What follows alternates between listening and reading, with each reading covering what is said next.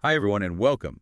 You're here for our deep dive into this concept called the power, which Rhonda Byrne wrote about.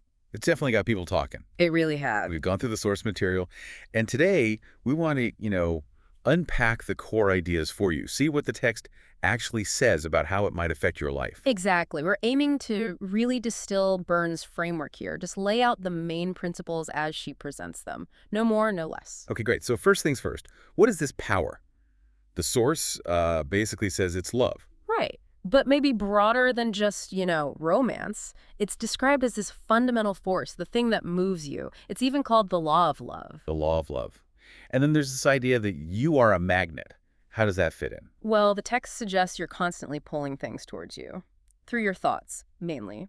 Good stuff, bad stuff. It calls this the attractive force of love. So the emphasis is on positivity.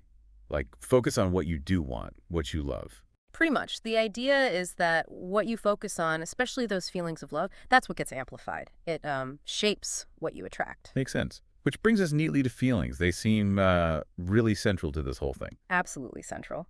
The book flat out says you're a feeling being. Feelings are described as the fuel. The fuel. Yeah. And there's a clear line drawn. Good feelings lead to good things.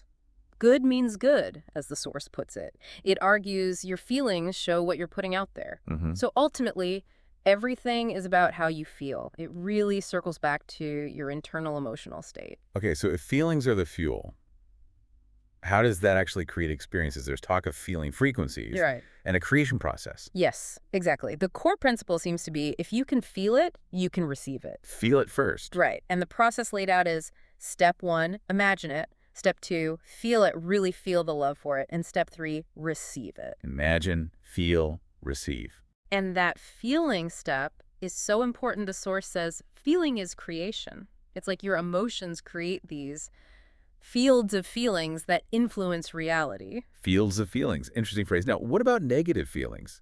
Because, they happen. The advice is don't resist bad feelings.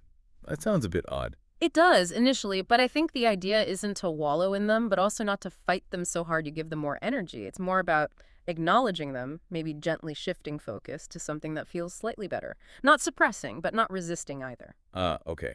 Acknowledging, then shifting. Got it. Uh-huh. So how does all this play out in, everyday life? The source says life follows you. Right. Which links back to the idea that your internal world kind of projects onto your external experience. So the advice follows choose what you love to focus on. And there's mention of the law of one you. What's that about? It seems to point towards maybe interconnectedness and the idea that the universe or the law of attraction just mirrors back what you're giving out. It says there's only yes for the law of attraction. It doesn't judge, it just reflects. Okay. And does it get specific, like how this applies to, say, money? It does touch on specifics. For money, the key seems to be feeling love towards money, not lack, and being open, grabbing opportunities when they show up. Feeling love towards money. And relationships. Similar principle. What you give to others, you give to yourself. So putting out positive feelings is key.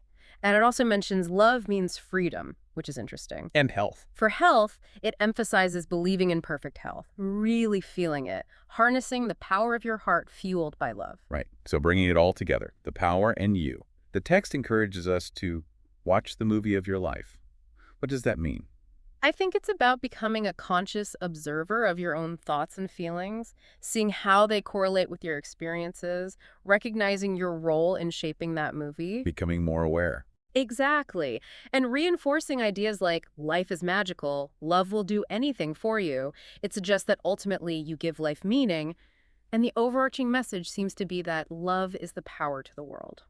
So wrapping up, the core message from Burns' work seems to be that this force, identified as love, work through our feelings and focus to shape our reality. That's a good summary. It places a lot of emphasis on managing your internal state, particularly your feelings of love. Which leaves us with something for you, the listener, to think about. If you take these ideas purely as presented in the source, how might consciously directing your focus towards feelings of love actually change the experiences you encounter? What could happen if you really leaned into this idea that love is the power? Something to mull over.